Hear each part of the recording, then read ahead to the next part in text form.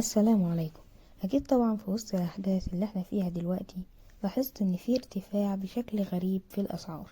لما سألت عن إيه سبب الارتفاع الرهيب بالشكل ده لقيت الإجابة إن في تضخم. فإيه هو التضخم ده بالظبط وليه بيحصل أصلا؟ السلام عليكم ورحمة الله وبركاته. ببساطة شديدة جدا، التضخم هو الارتفاع في تكلفة السلع والخدمات في فترة زمنية معينة. بس كده يا سيدي، هو ده التضخم.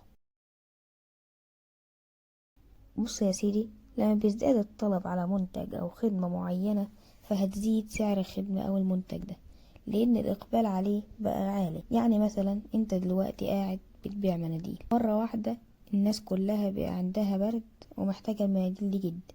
هتقوم انت عامل ايه؟ أيوان كده بالظبط، هتقوم معلي سعر المناديل.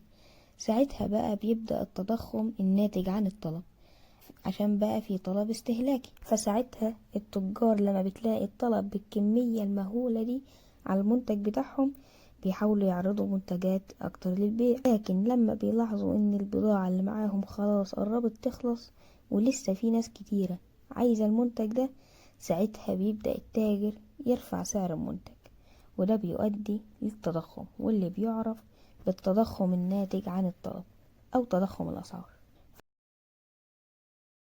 في عوامل كتير بتسبب التضخم حاليا. عندك مثلا الحرب في أوكرانيا والكورونا مثلا، اللي كان لهم أثر كبير جدا في حدوث التضخم حاليا. برضو من الأسباب الجفاف اللي شهدته بعض المناطق والسياسات الاقتصادية المحلية. كل ده بيسهم في ارتفاع الأسعار في مختلف أنحاء العالم. لكن هل التضخم ده دايما شيء سلبي؟ ليه فوائد؟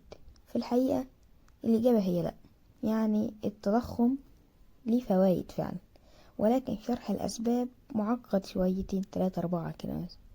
فلو انت عايزني اعمل فيديو اشرح فيه الحوار دوت اكتب لي في التعليقات وانا هرد على كل التعليقات ان شاء الله. بس كده خلصنا. لو وصلت لحد هنا خد قلبي.